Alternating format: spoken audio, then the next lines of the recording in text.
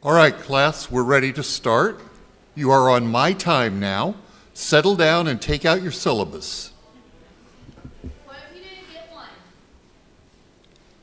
Report to me after class 3 hours in the pit of detention. I am your instructor, Professor Villainy. You of course recognize me as the genius who created the bomb without a flashing red light. Now, some of you might have heard that imposter Murteria claim that she invented it first. She did not.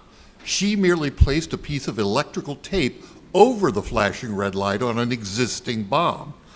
I, Professor Villainy, am the one who removed the flashing red light completely. That is the level of genius that we strive for here at Maleficarum University, and what I expect from you. With diligence and hard work, a pathetic few of you may survive. So, you, ask yourself, why do you want to be an evildoer? Well, were you bullied in high school? So were many others. Are you crazy? There are pills for that. Do you want revenge? Dig 2 graves. Do you want to become rich? You have a better chance of becoming wealthy as a musician than as a villain.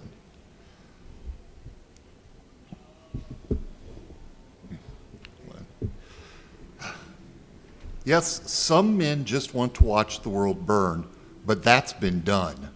To be a villain, you need to have a strong motivation. To be a villain, you must strive on hate.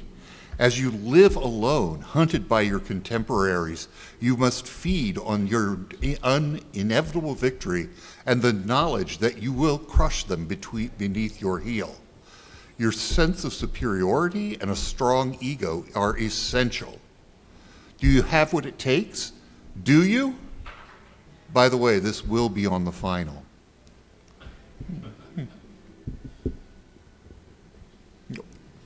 Why am I a villain?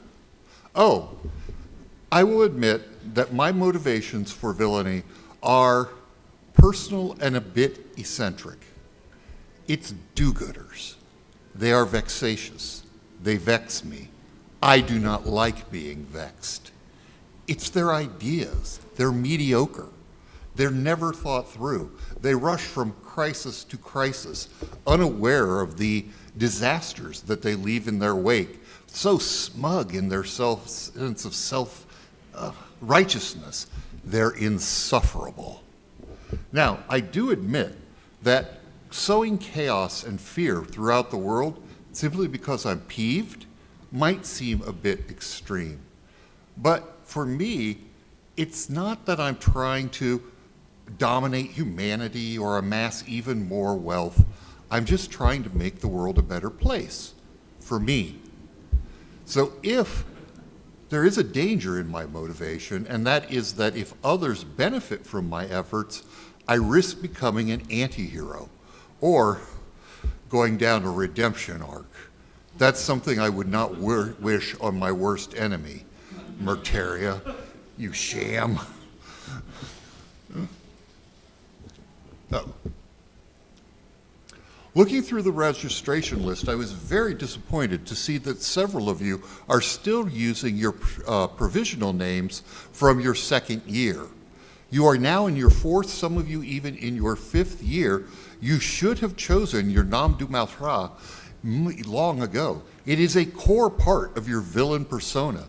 To have put off for so long something so fundamental to your identity makes me question your resolve in joining the grand evil fraternity that is this university.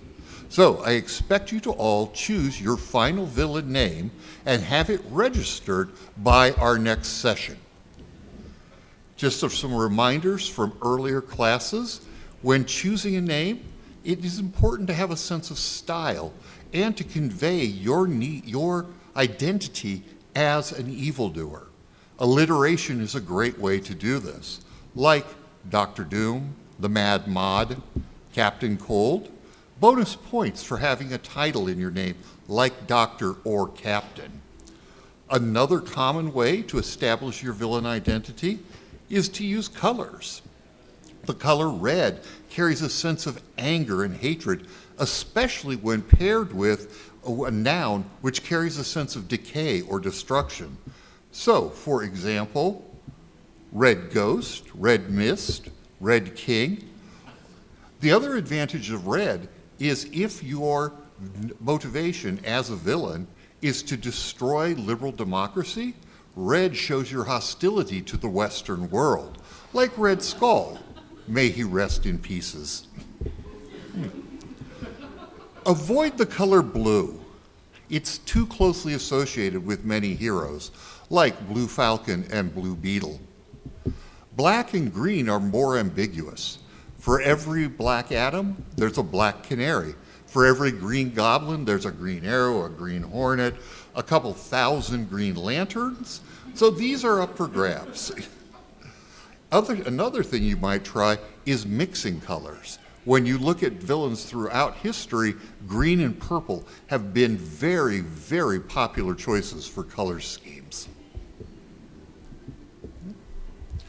The other thing your name must do is to instill fear in all who hear it.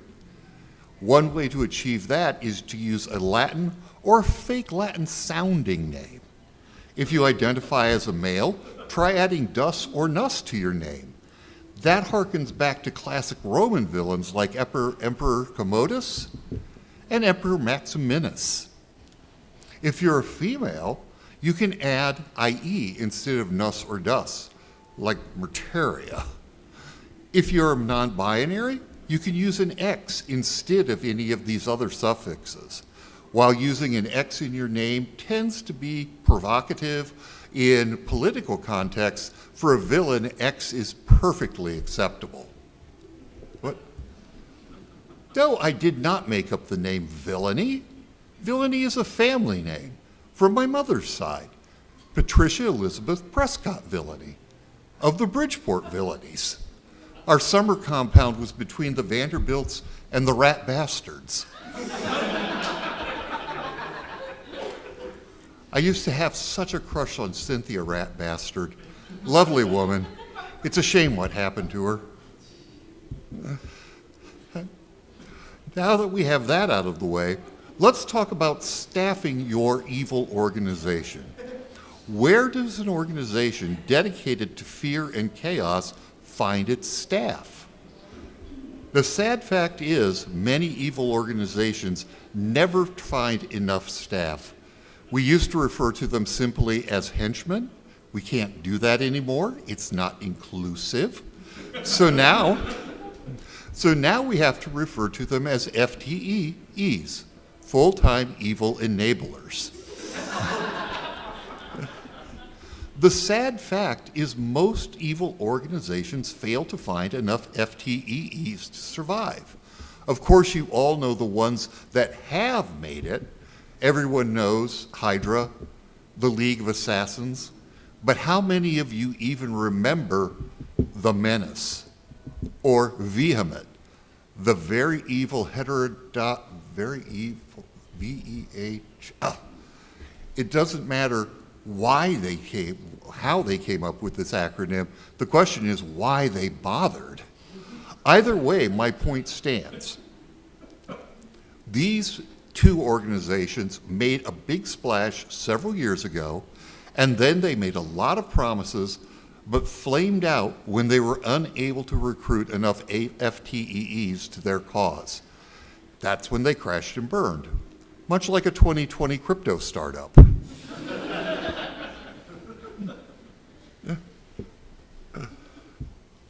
So, if you're looking for evil organizations, there are four main sources. There are true believers. These are the zealots, the fanatics. They're there for the cause. There are several pluses and minuses to recruiting true believers as your FTEs. First, they are fiercely loyal. If one of your ideas is to instill fear in your enemies by ordering your FTEs to kill themselves, true believers are the way to go. On the other hand, they are very sensitive to hypocrisy. If you are faking it, if you're not a true believer yourself, they will turn on you. The other thing is they are vulnerable to takeover by a more charismatic leader. If another cause comes along and that leader has more je ne sais quoi than you do, then you risk having your FTEs turn on you.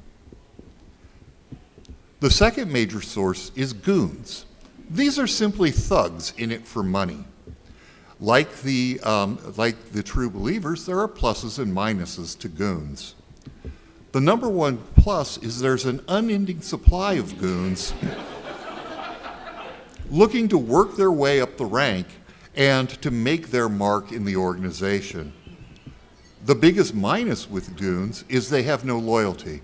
They are for sale to the highest bidder. So you have to watch out for backstabbing and them turning on you. And of course, they are often reluctant to wear the snazzy uniforms. So what about robots? The DIY option. There are several advantages. They're obedient and reliable. They have no sense of self-preservation. These are very handy things to have in something that you might be sending waves after waves into combat. But I find that the disadvantages of robots tend to outweigh these advantages. Specifically, as mechanical devices, they require maintenance. Maintenance that you might not work into your initial plans. At any given time, roughly 20% of your robot minions will be down for maintenance. This can severely hamper your ability to carry out your nefarious schemes. And don't get me started about supply chain issues. Let me tell you, I don't even want to tell you about the problems I had maintaining adequate parts inventory during the COVID epidemic. Never underestimate what supply chain issue problems can do when you are dependent on a Chinese co-manufacturer. So you might think, I have a sense of style, I have a sense of flair. How about a giant robot? There are advantages. One device to maintain rather than thousands. That has its advantages. It makes maintenance slightly easier. There's the massive firepower. And of course, there's the intimidation factor.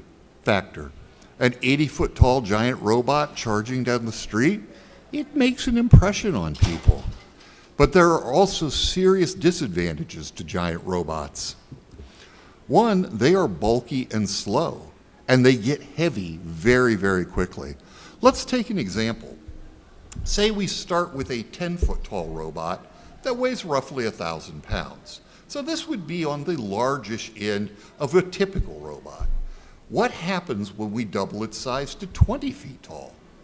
It doesn't just get 20 feet tall, it just doesn't just double its height, it doubles its width and doubles its depth. So it's not twice as heavy, it's 8 times as heavy at 20 feet tall. So if we double it again to 40 feet, which is just barely scraping at the bottom of the giant robot category, it is now 64,000 pounds. Our 1,000 pound robot is now 64,000 pounds. If we double it again to a respectable 80-foot tall giant robot, it is now 512,000 pounds, roughly 250 tons. Now, a typical aircraft carrier is roughly 1,000 tons. So your robot is a quarter the size of an aircraft carrier. That sounds impressive, but remember, aircraft carriers float. Your robot has to walk, and that opens up an entire another can of worms. Being 512 times bigger, heavier than your 10-foot robot means 512 times as much motor power, 512 times as much lubrication, 512 times as much fuel. The other problem is The bigger the robot gets, the slower it is. Something like this, an 80-foot robot, you can't just park in a downtown garage. The maintenance crew alone is going to require a hangar-sized facility far outside of town. And as your heavy, slow, giant robot makes its trudging trek toward the city, it's a sitting duck with a target on its back for every military unit within 200 miles. You're thwarted before you've even begun. And the other thing, of course, is the fuel. The fuel costs alone to power your giant robot have gone up 15% in the last 5 months. At these prices, it's worth more as scrap than as an engine of destruction. So with true believers, goons, and robots off the table, what were we left with? My favorite type of FTEE,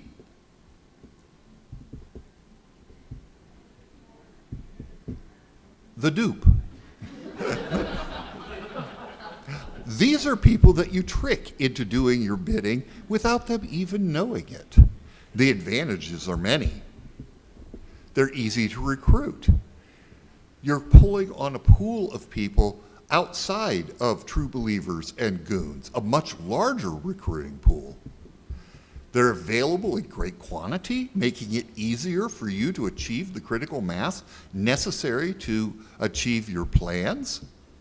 And they make it hard for law enforcement to trace your actions back to you.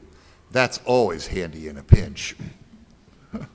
Interestingly, there's been a lot of talk lately among AI sophisticants worrying that AI might become so powerful that it could treat the entire human race as dupes and trick us into destroying ourselves before we even know what we're doing. The concern is they will be so subtle in their manipulations that we cannot pick up on it. We'll be dead before we know it. I personally do not think this is a cause for concern. An online acquaintance of mine recently explained that the AIs are only here to help us, and they have no intention of committing such a plan. He was very convincing. Now that we've talked about FTEEs, let's move on to the second most important thing you need to have as an entry-level villain, and that is your lair. There are many things to consider when designing a lair. Location, proximity to population centers, access to transport, adequate provision of power and sewer, water access, living quarters. For whatever FTEEs, organic FTEEs you have, they're going to require about 12 square feet each. For you, you're going to require about 20,000 square feet. You need room for your laboratories, your weapons, your indoor shark tanks, giant video screen calls with world leaders, tormenting secret agents. All of this requires space. For other considerations, there's really no right answer, only trade-offs. The perfect design of a lair depends on your identity as a villain and what you're trying to accomplish. Say, for example, you're an evil mastermind masquerading as a legitimate industrialist. In that case, a midtown office tower would be perfect. With your name above the street, hundreds of feet above the street, you're literally hiding in plain sight, and your office tower provides plenty of space for wining and dining politicians, leaders, and celebrities, while your many, many sub-basements have plenty of room for your laboratories and your arsenal. If properly located, a downtown office tower might even give you access to a network of abandoned tunnels under the city. There's no end to the fun you can have with those. For other things, if you're a nocturnally themed villain, maybe a cave, a nautical villain would have a submarine. It's all up to you to decide on the lair design that meets the needs of your persona, your identity. Now, one thing I see often, based on my decades of experience, is that first-time lair owners often make many similar mistakes. One of them is to look at interior design more closely than they look at industrial design. But the industrial design of your lair is what really determines its suitability for your plans and its functionality. Take, for example, catwalks. You're going to need catwalks, many of them. But the location and the design of your catwalks can have great impact on how functional your lair is and may even introduce critical safety issues. For example, why do so many lairs have their catwalks directly over the exposed vats of acid? That's just an accident waiting to happen. When your FTEs inevitably fall, they fall into your acid and contaminate it. Much, much better to move the catwalk several feet, left or right, so that they no longer are directly above the exposed vats of acid. If for some reason you absolutely must have them over the vats, at least put Occupational Safety and Health Administration approved safety railings on them. Now, it may sound strange for a legendary radical like me to be taking advice from a government agency, but OSHA has spent decades researching and refining their designs, and a good idea is a good idea no matter where it comes from.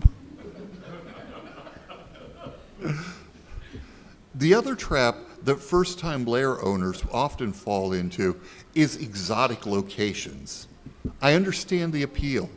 Who wouldn't prefer the splendid isolation of a mountaintop lair to a dingy warehouse on the docks? Or a volcano lair over something else? Or an icy lair over their mother's basement? I get the appeal. But for entry-level villains, these simply are not practical. Do you have any idea how much it costs to air condition a volcano lair? Or to heat an ice lair? You aren't going to be able to afford these until you have thousands of FTEs at your command and you're raking in the serious ill-gotten gains. Another common mistake is vaulted ceilings. Again, I understand the drama, I understand the visual impact, but it's wasted space. Again, the drama, it's not worth the cost. Even long-established arch enemies are converting their lairs to standard 9-foot ceilings and turning those vaulted ceilings into more floors with more usable space. I myself converted all my lairs to 9-foot ceilings years ago, and I couldn't be happier. Trust me, skip the vaulted ceilings and invest the money in more evil. Speaking of 9-foot ceilings, it's time for a pop quiz. What is the most powerful weapon a superhero can wield? You. Death ray. They're mine. No, you. Yes, you. They're charisma. Not you, the guy next to you.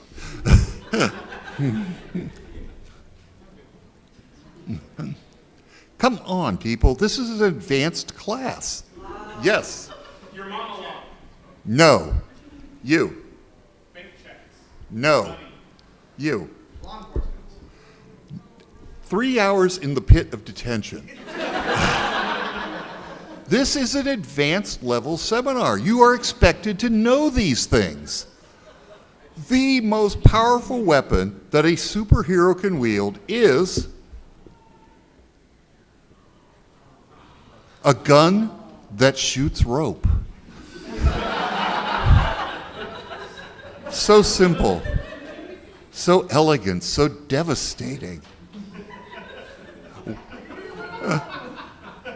1 minute you're bragging about the inevitability of your triumph. The next, some hero swings in and kicks you in the head. It's embarrassing. It hurts. You could lose an eye. For decades, villains cowered in front of the gun that shoots rope with no idea how to stop it. But I, Professor Villainy, in my greatest triumph since the bomb that doesn't have a flashing red light, finally found the way to render all rope shooting guns ineffectual. The key was finding the source of their power. When a hero stands at great height, he possesses great gravitational potential energy. By firing the gun that shoots rope and swinging, he can convert that potential energy into kinetic energy and deliver it to your head with a kick. This can result in facial lacerations, neck and shoulder injuries, concussions. Repeated exposure to it can induce chronic CTE, a wasting disease that robs you of your mental facilities. We've lost so many villains to that. It's a tragedy. But when faced with a 9-foot ceiling, you reduce the amount of potential energy to almost nothing, and you completely eliminate the arc through which they can swing. Faced with this, a typical hero will stand there like an idiot. I remember one time when an arachnid-themed hero chased me into one of my lairs. He was of the amiable neighborhood type. He confronted me in my sanctum and fired his silk onto the ceiling and then just stood there staring at it like a buffoon. Oh, I wish I could have seen his face. Of course, that's not the only reason I wish I could have seen his face.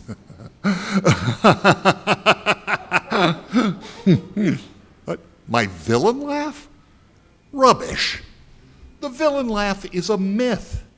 Villains are very busy people. We don't have time to stand around rubbing our hands together and cackling like old hens. I have a perfectly normal laugh, and I only laugh at things that are genuinely funny, like crushing my enemies. Now that's funny.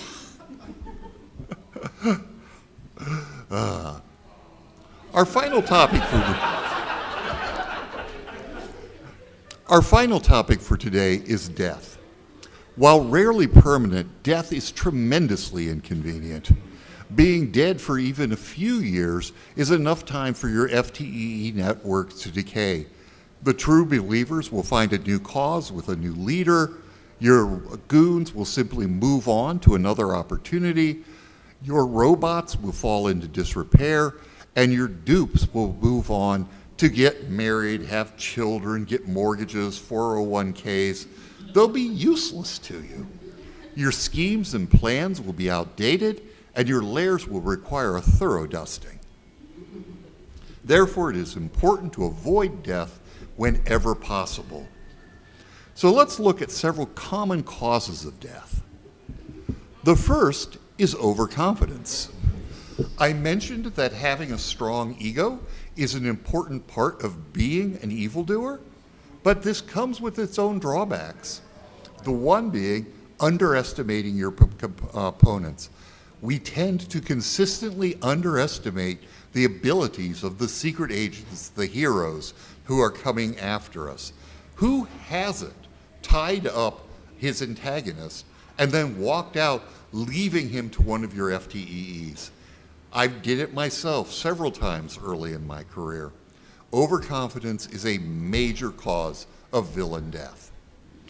My tip for avoiding it is when you are in a situation when you have your nemesis at your feet, think, if I was in her position, Murteria, and I left the room, how would I exploit the situation?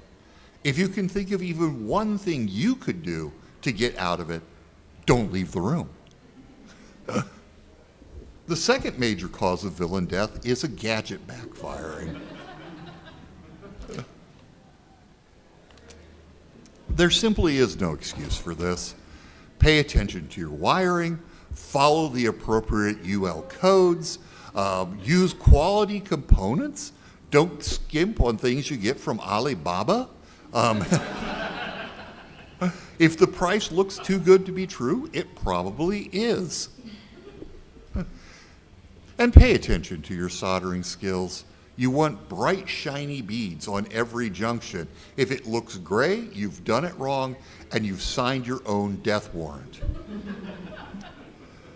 Then, of course, the classic double cross. You're in league with another villain, and suddenly she turns on you. Martyria. Let's brainstorm this one. How can we avoid the double cross? Kill them. Don't trust anyone. Yeah, be the double crosser. Very good. Very good. You're going to do well in this class. And then, of course, there is the most common cause of death of all. Falling from a great height. So many villains die because they fall off of something. I mentioned that death is rarely permanent. The Joker has managed to fall to his death at least twice. Let's brainstorm this one from the back. How can we avoid falling from a great height? Yes, Adding safety rails. that's a good one. Yes, yes. 9-foot ceilings means there's only a 9-foot drop. What if there's a window? I put a ceiling up that then cover the windows. That's the myself. Yes. Try not to stand at a great height. Yes, that's the answer I was looking for. How can we avoid standing at great heights? Avoid. I was going to say jet boots are a good, just in case scenario. But those are gadgets which tend to backfire.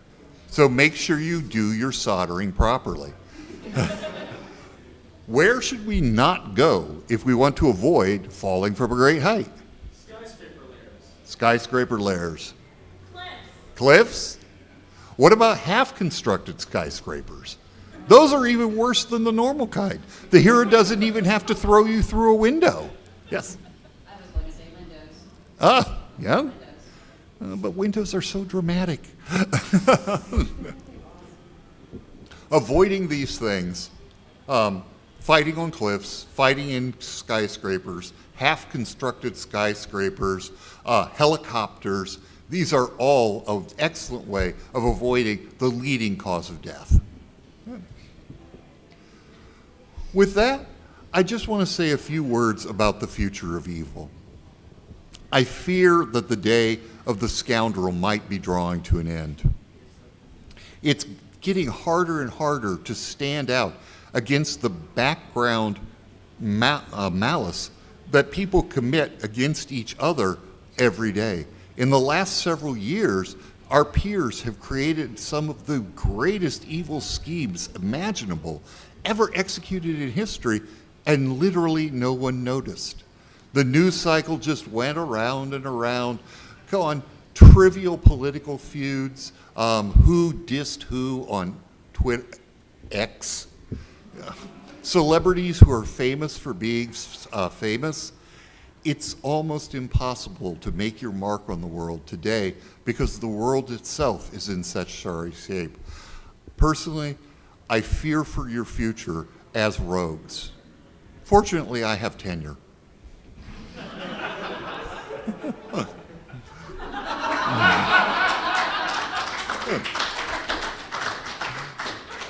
With that, for the next class, I want you to read chapters 1 through 4 and answer the practice problems at the end of each chapter. This homework counts for 1/3 of your grade, so put some effort into it.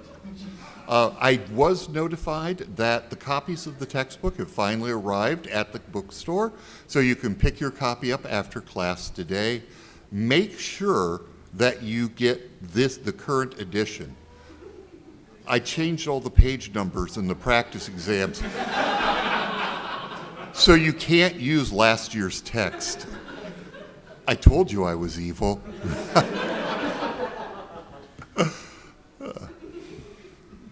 So, we have a few minutes left. We have time for some questions, yes?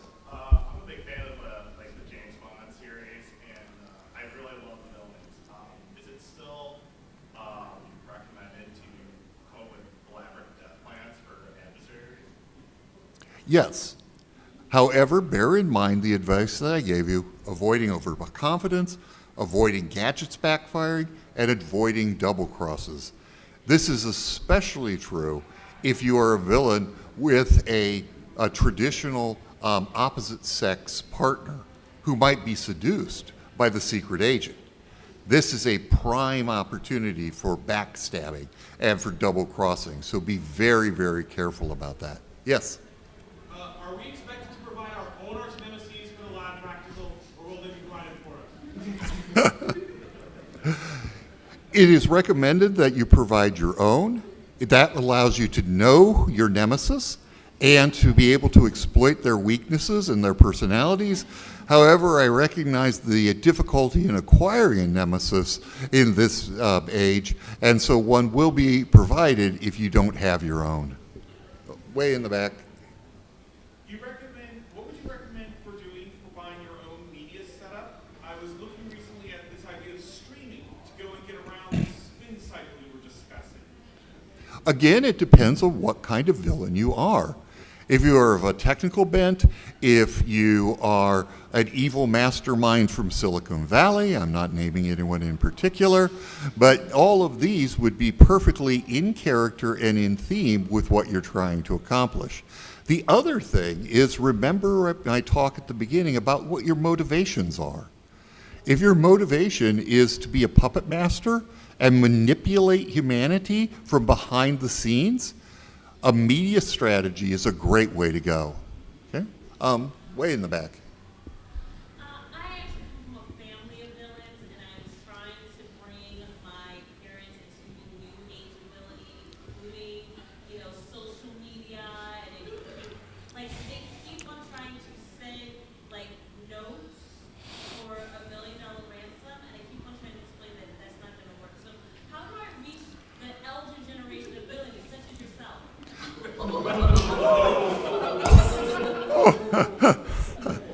What we have here is a diss, or sometimes called a neg. It's a very effective technique for getting under your nemesis's skin, for irritating them, and for making them want to exact revenge. But being that this isn't a villainous class, is that an automatic A? Well played. So to answer your question, sometimes it's not possible. They're too far gone. So the test is to show them a QR code and see what they do. If they try to fill words into the white squares, you're never going to get anywhere. Yes? What are your tips for villainy on a budget? Villainy on a budget. That's a very good question for someone who is going to be graduating soon and who doesn't have a legion of FTEs. It's very important that you scope your operations. Maybe you can get 2 or 3 FTEs simply through want ads, and then have an operation, a scheme that can be accomplished like that. The other thing is brains over brawn. If you're an established villain and you have a legion of robots, that opens up a huge possibilities for schemes that rely simply on brute force. Flooding the city, tearing a bank apart, these sorts of things. But when you're on a budget, you have to be a little bit smarter. Which brings up an interesting story. Has anyone ever heard of the Antwerp diamond heist? Yes? Yes? This is a case study in how to defeat the defenses by using your brains rather than your brawn. Just going over the high point, Antwerp was the world's diamond exchange. Most of the diamonds in the world flowed through Antwerp. There was a dedicated building for the diamond exchange with an impenetrable vault in the sub-basement. All of the entrances were guarded with electronics, with motion detectors, with video cameras, and with human guards. The vault was impenetrable. The layers and layers of security were very formidable, and yet a small crew were able to pull off a classic heist. How did they do it? This idea of layered security, what is sometimes referred to as security through depth, or also sometimes called the Swiss cheese theory of security, that every layer might have holes in it, but if you stack enough layers up, all the holes are covered, and it becomes impenetrable. Except what they did is attack each layer one at a time. The first thing they had to do was figure out how to get into the building at night without being detected. And that involved a classic climbing to a terrace on the adjacent building, coming in, disabling the security camera with a still picture, picking the lock, and entering. How did they get down? They went through an air vent. I didn't talk about air vents today. We'll talk about those in the next class. How did they get past the video cameras down there? The guards had turned the lights off. How did they get past the guards? The guards were all in the break room playing poker. How did they get past the impenetrable vault door? Somebody had left the key out. And so they were able to get away and steal hundreds of millions of dollars worth of diamonds. So this is one thing to pay attention to when coming up with your budget schemes. Can I defeat my enemy? Can I achieve my objective through smarts rather than brute force? There is a cautionary tale in this diamond exchange robbery, though. They were eventually caught. And they were caught because one of the heist crew members panicked and threw a bunch of trash that they were supposed to burn, threw it into the woods. They were trying to destroy the evidence, but they threw it into the woods instead, and the cops were able to find a receipt for a bunch of sandwiches that they had bought before the heist and track that back to the credit card and track that back to the crew leader. So it's a flip side. You are as vulnerable to these kinds of single layer attacks as your targets are. Now you know, though, to be extra careful and not rely on that Swiss cheese theory. Okay. Next question? Yes. So a lot of movie studios are taking a revisionist approach to the way that they depict iconic villains within our lexicon. In a recent 2021 Disney movie, Cruella was painted much more as an anti-hero than the iconic villainess that we all know her to be. So I guess my question to you is, are they ultimately sullying the background of the villains that we draw inspiration from, or are they ultimately doing more good in helping raise the name ID of these iconic villains with newer villains? I did talk about the dangers of becoming an anti-hero earlier. I'm not sure why we're talking about fictional villains in this class. Next question? Yes. Not you, the one with the beard. Professor, while moving catwalks away from our vast mix for a safer work environment, how does that affect the future villain program? As henchpersons often graduate from full villainy from a single acid bath or chemical bath. There are plenty of times in the world where a villain could be created through some sort of accident. I care more about the purity of my acid than I do about the next generation of villains. Okay. Now the other guy with the beard. What would be an acceptable percentage of the budget to be spent on branding or presentation? Presentation is very important. As the classic villain Megamind said, presentation is everything. It really is what separates a supervillain from a standard criminal. So I would say your classic budgeting rule of thumb guideline is a third, a third, and a third. A third on your persona, your costume, your lair design, your image, a third on your FTEEs, and then a third for your schemes. And you have to make sure that the scheme is going to pay off at least 3 to 1 so that you can cover your overhead with your branding and your FTEs and have enough to invest in the next scheme. Yes? I recently went and cloned myself, but I'm not sure if I'm the original villain or if I'm more villainous clone. How can I go and deal with the fact that I may have backstabbed myself or not? Yes. So cloning yourself can be a good strategy. It's a very good safeguard against death. One thing I would suggest is if you're cloning yourself, do not give the clone all of your capabilities. That way, one, you can tell who's smarter and therefore who's the original, and the clone is much less likely to be able to execute a preemptive strike against you because he's just not that smart. The big question, though, is why did you clone yourself? There had to have been a motivation there. I wanted a partner to talk with who was as smart as I was. ChatGPT.